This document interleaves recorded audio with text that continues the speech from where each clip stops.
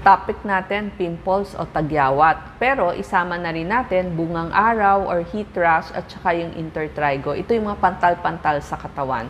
Umpisahan ho natin yung tinatawag nating sweat pimples or acne breakout dahil nagtigyawa tayo dahil sa pawis, init, tapos nagkikiskisan yung balat. So babara o magka-clog yung ating mga pores. May tutubong bakterya kasi yung bakterya nandiyan naman sa ating balat talaga. Pero mas dadami siya. So nagkakaroon ng pressure, friction. Tapos dun friction galing sa mga gamit natin. Halimbawa nakasombrero tayo, naka-headband tayo, naka-backpack tayo yung mga bata.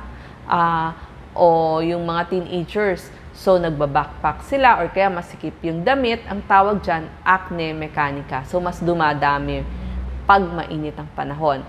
Ano yung kasama po sa pimples, blackhead, whiteheads, at saka yung mismong pimples or acne. So isasama na rin dito yung maskne. Kasi ngayon marami pa rin gumagamit ng face mask kasi nga kailangan nila dun sa trabaho nila. So ano yung gagawin natin? Maghihilamos ho tayo. Minimum twice daily. Pero kung nandun ka, oras na pawisan ka, maghilamos ka na ulit. Minimum lang po yung twice a day. Pag nasa trabaho, pwede rin maghilamos. Huwag hahawakan palagi ang ating muka. Tapos, pwede tayong gumamit ng mga foaming cleansers. Yan yung para sa tag-init, pag mainit. Pero pag malamig, ang tawag nila doon ay yung mga hydrating o creamy facial cleansers. Pag summer, lighter moisturizer din ang gagamitin nyo sa inyong balat. Pero kung maginaw, dun mo pwedeng gamitin yung mga heavy lotions. Tapos, gentle cleanser, pwede din. Yung mga gentle soaps or mild soaps, pwede rin. Para nga iwas build up yung bacteria. Pag yung mga derma, pwede kayong gumamit ng mga over-the-counter na yung mga facial wash, meron din siyang mga salicylic acid or benzoyl peroxide. So, tignan nyo lang sa over-the-counter. Magtanong kayo dun sa pharmacist, dun sa inyong mga drugstore. Yung retinoids kasi, doctor lang din yung pwedeng magbigay sa inyo.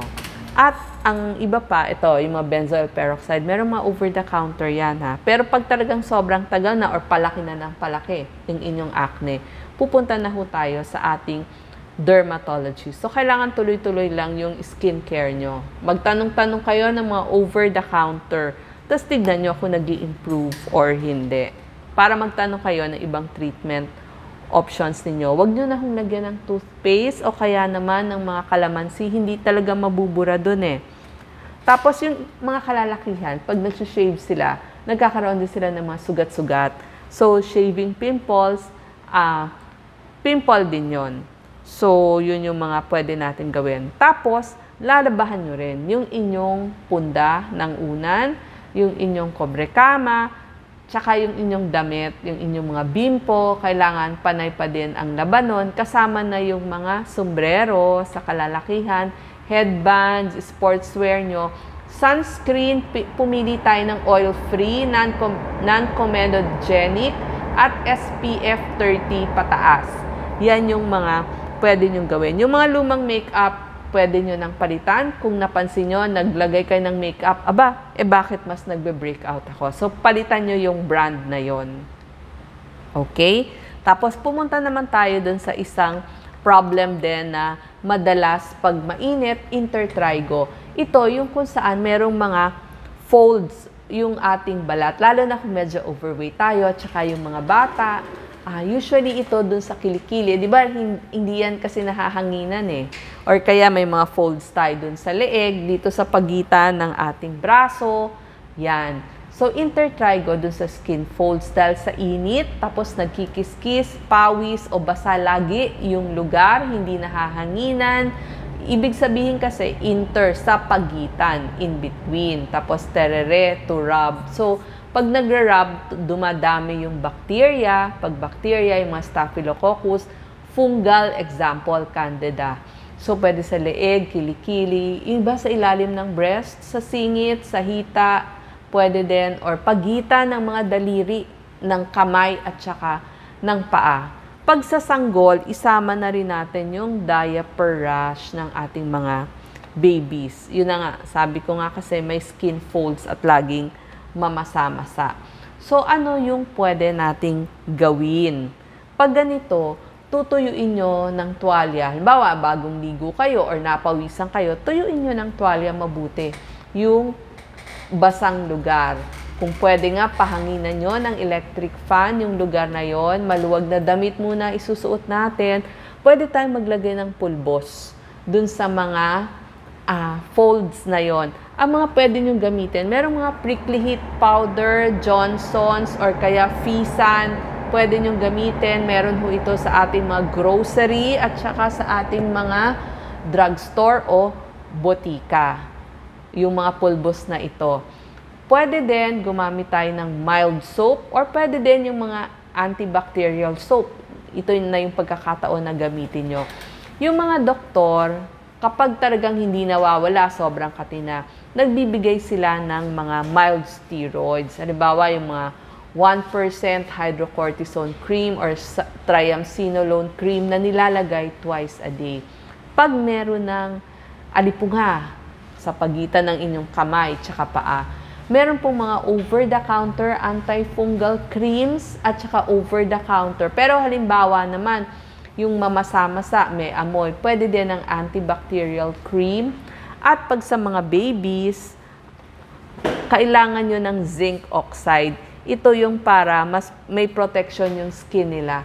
So, against diaper rash. At syempre, pag-usapan din natin itong diaper rash.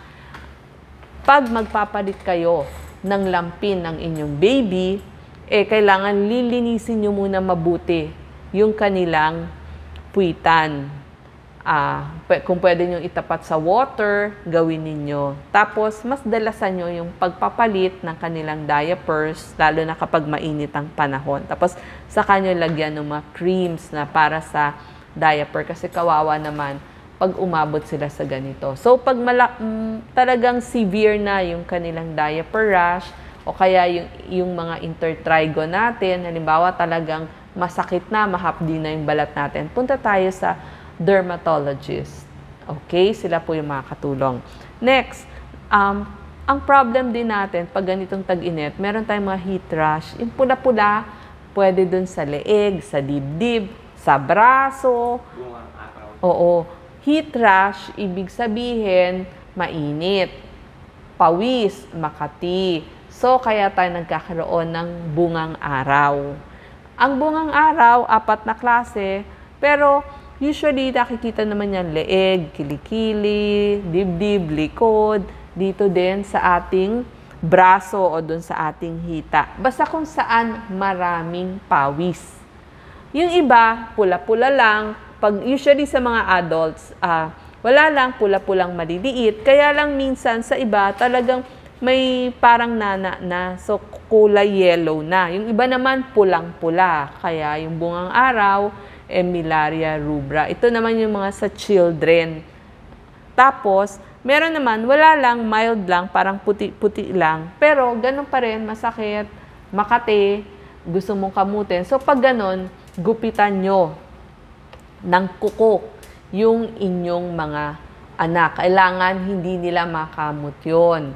Tapos, liliguan nyo, lalo na dun sa lugar ng bungang araw, kailangan liguan natin ng mild na sabon, tapos kailangan banlawan mabuti. Pwede din yung antibacterial na soap, tapos kailangan mahangin o malamig na lugar. Pumunta tayo. Hindi naman ho kailangan talagang mag-aircon tayo. Pwede, kung wala ho tayong aircon, pwede naman electric fan, ventilador sa bahay. Pero libre naman hong magpalamig. Kaya lang medyo baka mapagastos tayo sa mga malls, sa mga sinehan, o sa lobbies ng mga building kung libre rin lang magpunta, mag-upo-upo doon habang sobrang init na oras. At babalik na kayo sa bahay nyo pagtapos na yung pinakamainit na oras. Tapos, pwede din kayo maglagay ng medyo malamig, yung mga cool packs, yan, ice pack, dun sa lugar na merong bungang araw. Lagyan nyo 10 minutes, 20 minutes, 3 times a day. Nagbibigay din ng mga mild creams mula sa doktor. Sabi nga, steroids yung mga triamcinolone or 1% hydrocortisone. Pero pag malala na talaga yung bungang araw, ang pwede pa natin ilagay mga mommies, Fisan or Johnson's prickly heat powder. So, pwede nyong lagyan yung mga likod nila, tsaka yung kanilang dibdib. Tapos, magsuot ng cotton underwear, lalo na yung ating mga bata, short sleeve, shorts, tapos inom ng maraming tubig. Pag sobrang kate, pwede rin yung mga calamine lotion. Maaring makatulong din yon. Okay, yung mga calamine lotion, pangtanggal ng kate. So, mga nanay at tayo mismo, kung apektado tayo, kasi ang dami kong nasa lubong affected dito. Yan yung mga home remedy at mga tips na pwede nyong gawin. Maraming salamat po.